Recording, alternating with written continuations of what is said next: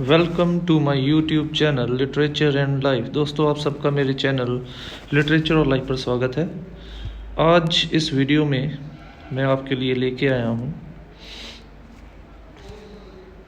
Martin Luther king junior द्वारा लिखा गया एक prose I have a dream. Basically अगर हम लोग देखें तो ये कोई प्रोज नहीं है, ये उसके द्वारा डिलीवर्ड एक बहुत ही पावरफुल स्पीच है, जो कि उसने ब्लैक लोगों के लिए, उनके हकों के लिए आवाज़ उठाते हुए 1963 में डिलीवर की थी। और ये स्पीच 20वीं सेंचुरी के सबसे पावरफुल स्पीचेस में से एक स्पीच गिनी जाती है, जिसमें वो इन्वोक करता है not only black Americans but also the white Americans. उनको याद दिलाता है कि बेसिकली जिस फ्रीडम, जिस इक्वालिटी, जिस राइट्स की वो बात कर रहा है, वो राइट्स, वो चीज़ें वो केवल वाइट्स के लिए नहीं थी। वो सारी चीज़ें जब अमेरिका को आज़ादी मिली थी, ट्रीटी साइन हुई थी इंडिपेंडेंस की, तो तब वो सारी की सारी जो राइट्स थे वो सभी के लिए बराबर माने गए थे।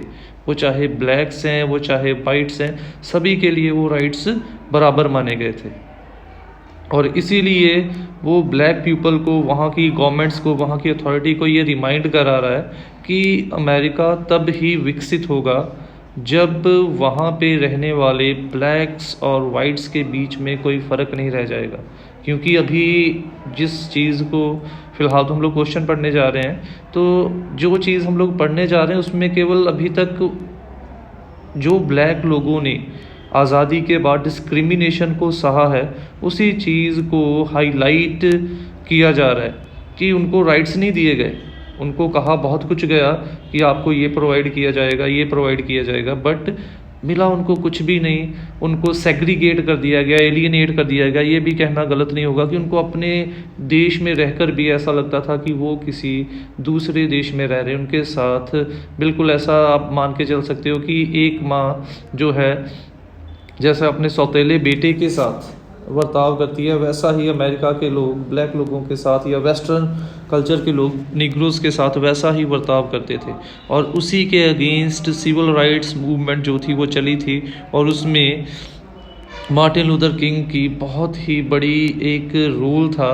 और उनकी इसी स्पीच में उन्होंने ये बताया था कि वो एक ऐसे कल की, एक ऐसा सपना देख रहे हैं जिसमें आने वाले टाइम में सभी लोगों को बराबर हक दिए जाएंगे। बहुत सारी उसके अंदर चीज़ें बताई गई थी। तो इस तरीके से हम लोग देख सकते हैं कि इस प्रोज के अंदर वो ब्लैक लोगों की justified demands and rights and for equality की बात कर रहे हैं, जो उनका हक बनता है, जो उनको अमेरिका के संविधान ने आज़ादी देते वक्त कहा था। बट आज़ादी के बाद वाइट लोगों को तो उनके सारे हक मिल गए, बट ब्लैक लोगों को उनके वो हक प्रदान नहीं किए गए। तो इससे पहले हम लोग क्वेश्चन की तरफ बढ़ें, उससे पहले हम थोड़ा सा मार्टिन लूथर किंग के बारे में जान लें कि वो कौन थे। Martin Luther king was an American Christian minister and activist who became the most visible spokesperson and leader in the civil rights movement from 1955 until his assassination in 1968। तो मार्टिन लूथर किंग एक Christian American थे, और वो America के minister भी रहे और एक सोशल वर्कर और एक्टिविस्ट भी रहे। और सिविल राइट्स मूवमेंट में उनका एक बहुत ही अहम रोल था, और उसमें उन्होंने बहुत सारी ऐसी इन्वोकिंग स्पीचेस दी, वायलेंस वाली नहीं, नॉन वायलेंस वाली ऐसी इन्वोकिंग स्पीचेस दी, जिससे ना केवल ब्लैक्स के अंदर जागृति आई बल्कि काफ़ी वाइट लोगों को भी अपनी गलती का एहसास हुआ। और ये चीज़ें 1955 से लेकर जब तक कि उनका कत्ल नहीं हुआ, असैसिनेट नहीं की गई 1968 तक, तब तक उन्होंने बहुत ही अहम रोल प्ले किया। King is best for advancing civil right through non violence and civil disobedience inspired by Christian belief and non violent activism of Mahatma Gandhi. तो उनको ज़्यादा इसलिए भी जाना जाता है कि उन्होंने जो सिविल राइट्स मूवमेंट को आगे बढ़ाया था वो नॉन वायलेंस से बढ़ाया था, और उनको महात्मा गांधी का डिसिपल भी माना जाता था। King participated in and led marches for black rights to vote, disaggregation, labour rights and other basic civil rights. और ना केवल वो मोर्चों का हिस्सा बनते थे मार्टिन लूथर किंग, बल्कि उसके साथ साथ वो उन लोगों के हकों के लिए लड़ते थे और उनको वोट कि उनको वोट का हक दिया जाए, क्योंकि उनको ये वोट का हक नहीं दिया गया था। उनको सेग्रीगेट अलग थलग कर दिया गया था। उनके स्कूल कॉलेजेस हॉस्पिटल्स अलग थे, उनको मजदूरी के कानून नहीं बने थे। तो ऐसे और बहुत सारे हकों के लिए उन्होंने लड़ाई भी की और बहुत सारे शांतिमय मोर्चों का उन्होंने प्रतिनिधित्व भी किया। King led the 1955 Montgomery bus boycott and later became the first president of the Southern Christian Leadership Conference. As the president of SCLC, he led successful Albany movement in Albany, Georgia, and helped organize some of the non-violent 1963 protests in Brigham, Alabama। तो 1955 में उनको southern Christian leadership का president भी बना दिया गया। उसके बाद उन्होंने बहुत सारी ऐसी मूवमेंट्स की जो सक्सेसफुल नहीं हुई, बट इसके बावजूद भी उन्होंने ब्लैक लोगों के हकों के लिए लड़ना जो था वो नहीं छोड़ा। King helped organize the 1963 March on Washington, where he delivered his famous "I Have a Dream" speech on the steps of the Lincoln Memorial। और उसके बाद 1963 में उन्होंने जो ऐतिहासिक एक ब्लैक लोगों द्वारा मोर्चा माना जाता है, मार्च ऑन वाशिंगटन को ऑर्गेनाइज़ किया, जिसमें उन्होंने अपनी सबसे पावरफुल स्पीच को डिलीवर किया, आई हैव ए ड्रीम, जिसका एक हिस्सा हम लोगों को सिलेबस में भी लगा हुआ है। और उसी स्पीच को इस 20th सेंचुरी की one of the most powerful speeches में से एक माना जाता है। तो ये था मार्टिन लूथर किंग के बारे में एक ब्रीफ सी इंट्रोडक्शन। तो वो एक सोशल एक्टिविस्ट थे, रेवोल्यूशनरी थे, और एक रेवोल्यूशनरी के तरीके से ही वो असैसिनेट हुए, ब्लैक लोगों के हकों के लिए लड़ते हुए। So now let's move on to our main question, that is Martin Luther King's I Have a Dream. Question is, what is the American dream? How does King relate his dream to the American dream? पहली चीज़ हम लोगों को ये जाननी है कि American dream क्या है। अमेरिकन ड्रीम हम उसे मानते हैं, वो सपना जब अमेरिका को आज़ादी दी गई थी, वो सपना जो अमेरिका के लोगों को उस समय आज़ादी की ट्रीटी को साइन करते वक्त दिखाया गया था, उस सपने को अमेरिकन ड्रीम मानते हैं, जिसके अकॉर्डिंगली ये कहा गया था कि आज़ादी के बाद सब लोगों को बराबर हक दिए जाएंगे अमेरिका के संविधान के मुताबिक। यानी कि कौन से basic rights to education, right to good food, shelter, बराबर हक, कोई डिस्क्रिमिनेशन नहीं, ठीक है। But how does King relate his dream to the American dream? और किंग अपने सपने को अमेरिकन ड्रीम के साथ कैसे रिलेट करता है? किंग कहता है अमेरिका ने ये सपना तो दिखा दिया, बट जब इस सपने को साकार करने की बारी आई तो सरकारों ने इसका सपना जो था वाइट लोगों के लिए साकार कर दिया, बट ब्लैक लोगों को सेग्रीगेट कर दिया, उनको अलग थलग कर दिया, उनको एलियनेट कर दिया। और उसका नतीजा ये हुआ कि ब्लैक लोगों को बराबर हक नहीं दिए गए, उनके स्कूल कॉलेजेस अलग थलग कर दिए गए, बिल्कुल जैसे हमारे यहाँ पे हम लोगों के साथ होता था जब अंग्रेज़ हमारे ऊपर रूल कर रहे थे।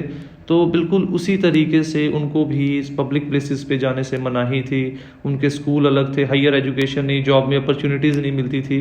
तो इस प्रकार से उनको अलग थलग कर दिया गया। और किंग की ये ड्रीम थी कि एक दिन ऐसा आएगा जब उनको भी ये सारी डिस्क्रिमिनेशंस छोड़ के, उनके कलर को छोड़ के उनकी क्वालिटीज़ को लोग पहचानेंगे और उनको भी वाइट लोगों के जैसे बराबर हक दिए जाएंगे। और किंग का ये सपना अमेरिकन ड्रीम से क्यों मिलता जुलता है? क्योंकि अगर किंग का ये सपना साकार होता है तभी अमेरिकन ड्रीम, जो कि आज़ादी के वक्त दिखाई गई थी, सब लोगों को बराबर हक और आने वाले समय में एक विकसित अमेरिका का निर्माण, वो तब ही पूरा हो पाएगा जब वहाँ पे वाइट के साथ साथ ब्लैक लोगों को भी बराबर हक दिए जाएंगे। तो इसका मतलब ये भी है कि कभी भी किसी देश का विकास किसी एक व्यक्ति विशेष या किसी एक वर्ग के विशेष से के विकास से नहीं हो सकता। किसी भी देश का विकास जो है वो तब ही मुमकिन है जब वहाँ पे रहने वाले हर वर्ग का बराबर विकास होगा। जब हर वर्ग का बराबर विकास होगा तो ऑटोमेटिकली ही वहाँ पे रहने वाले उस देश का भी विकास होगा। बट अगर हम लोगों ने एक वर्ग का विकास कर दिया, दूसरे का विकास नहीं किया, तो उसका नुकसान यही होगा कि वो देश कभी भी विकसित नहीं कहला पाएगा। बिल्कुल हमारे भारत देश के जैसे, जैसे यहाँ पे हम लोग कहने के लिए ये कह देते हैं कि यूनिटी इन डाइवर्सिटी, बट अभी भी बहुत सारे ऐसे सेक्शंस हैं हमारे भारत के, बहुत सारे ऐसे वर्ग हैं जिनको बराबर हक नहीं दिए गए और जिसके कारण हमारा देश जो है वो एक विकसित देश नहीं कहला पा रहा। तो इसीलिए किंग की ड्रीम जो है वो अमेरिकन ड्रीम के साथ रिलेट करती हैं, क्योंकि जब ब्लैक लोगों को, आई हैव अ ड्रीम, जब ब्लैक लोगों का सपना साकार होगा अमेरिकन ड्रीम साकार होगी, और जब अमेरिकन ड्रीम साकार होगी एक विकसित अमेरिका का निर्माण होगा। The present essay I have a dream has been written by Martin Luther King, one of the greatest fighters for the rights of the black people. तो ये प्रोज जैसे हम लोगों को पता ही है मार्टिन लूथर किंग के द्वारा लिखा गया है, जो कि एक बहुत ही फेमस फाइटर थे ब्लैक लोगों के लिए, सिविल राइट मूवमेंट के एक मेन लीडर थे। This essay is actually an extract of Kings speech which was delivered on 28 अगस्त 1963।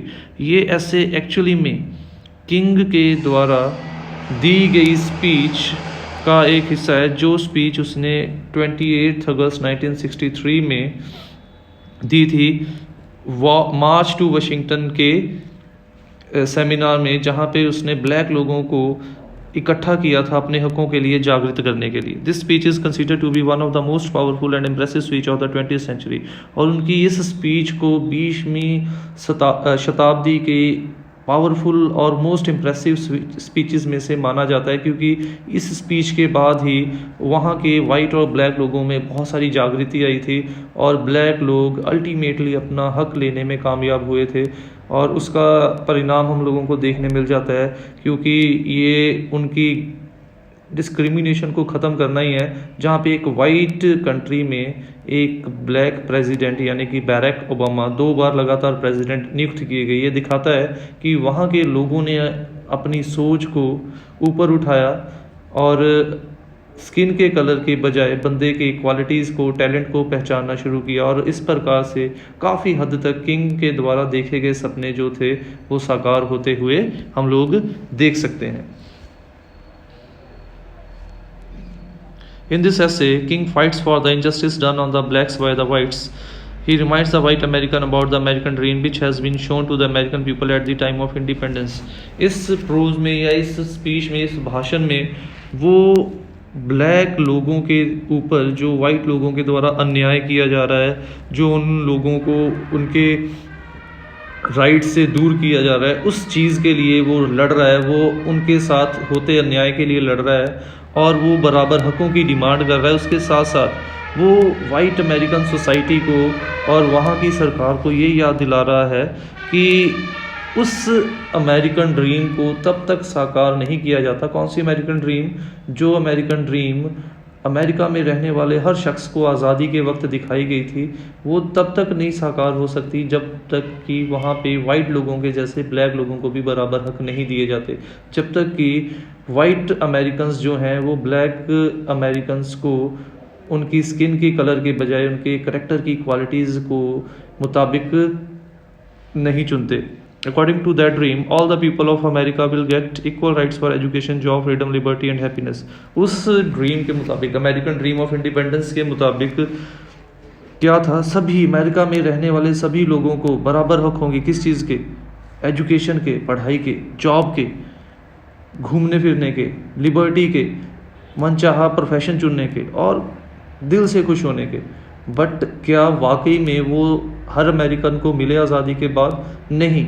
वहाँ पे क्या होता था कि ब्लैक लोगों को पब्लिक प्लेसेस पे जाने से मनाही थी, उनकी सेपरेट कॉलोनीज थी, सेपरेट स्कूल्स थे, सेपरेट हॉस्पिटल्स थे, यहाँ तक कि उनको हायर एजुकेशन के लिए भी कोई चीज़ अलाउ नहीं की जाती थी। और जॉब में भी कई बार उनके पास क्वालिटी भी होती थी, एजुकेशन भी होती थी, बट उनके रंग को देख के उनको जॉब के ऊपर सिलेक्ट नहीं किया जाता था। यानी कि जो सपना दिखाया गया था हर क्षेत्र में बराबर हकों का, वो बराबर हक ब्लैक लोगों को प्रदान नहीं किए गए। But this promise just seem to be an illusion as white American society prove to be a jail for the black people. But ये जो सपना था एक छलावा, एक धोखा हुआ अमेरिकन वाइट ब्लैक लोगों के द्वारा, क्योंकि ब्लैक लोगों के लिए, क्योंकि अमेरिकन सोसाइटी ने कभी भी ब्लैक लोगों को बराबर हक नहीं दिए। यहाँ तक कि उनको ऐसा लगता था कि उनके लिए जो rules and regulation white American society बना रही है, वो बिल्कुल ऐसा लग रहा था कि वो किसी देश में नहीं बल्कि वो किसी जेल में रह रहे हों। जेल में जैसे पाबंदियां लग जाती हैं वैसे ही उनको अपने ऊपर पाबंदियां लगी हुई नज़र आती थी, महसूस होती थी।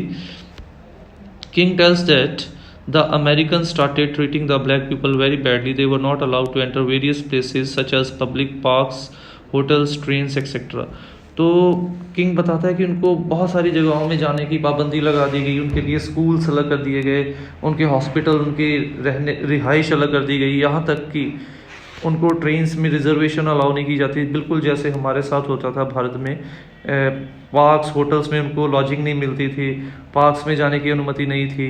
जैसे हमारे यहाँ पे लगा होता था Indians and dogs are not allowed, वहाँ पे भी बिल्कुल ऐसे ही बैनर्स लगे होते थे जो उनको बार बार एहसास दिलाते थे कि वो उस देश के वासी नहीं हैं या उस देश के रहने वाले नहीं हैं, तभी शायद उनके साथ ऐसा बर्ताव किया जा रहा है। They were not given equal rights in the field of education and job, यहाँ तक कि उनको बराबर एजुकेशन और बराबर जॉब्स भी नहीं दी जाती थी। Even separate colonies, hospital, schools were made for the black people, यहाँ तक कि उनके लिए स्कूल्स, कॉलेजेस, हॉस्पिटल सब कुछ अलग थलग कर दिया गया था।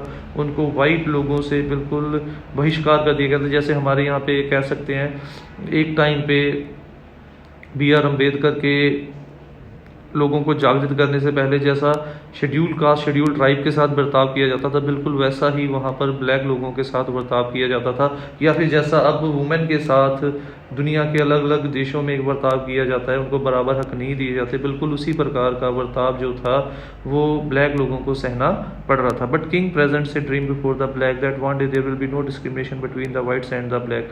और किंग इस चीज़ से ना उम्मीद नहीं होता, वो कहता है कि वो लोग संघर्ष करते रहेंगे शांतिमय से, और एक दिन ऐसा आएगा, वो एक ऐसा सपना, एक ऐसे अमेरिका का सपना देख रहा है जब अमेरिका में रंग के आधार का भेदभाव खत्म हो जाएगा और तब वाइट और ब्लैक के बीच में कोई फ़र्क नहीं होगा, दोनों एक ही माँ के दोनों बेटों जैसे मिलजुल के रहेंगे। They will be given equal rights in the rights of freedom, education, job and citizenship. उनको हर क्षेत्र में बराबर हक दिए जाएंगे। जो उनको वोट का हक नहीं है तब उनको हर हक दिया जाएगा। और ये हम लोग अब साकार होता हुआ भी देख चुके हैं कि जहाँ पे एक टाइम पे उनको वोट देने का हक नहीं था, वहीं पे एक ब्लैक प्रेसिडेंट उनका 2 बार लगातार इलेक्ट हुआ वाइट अमेरिकन्स का।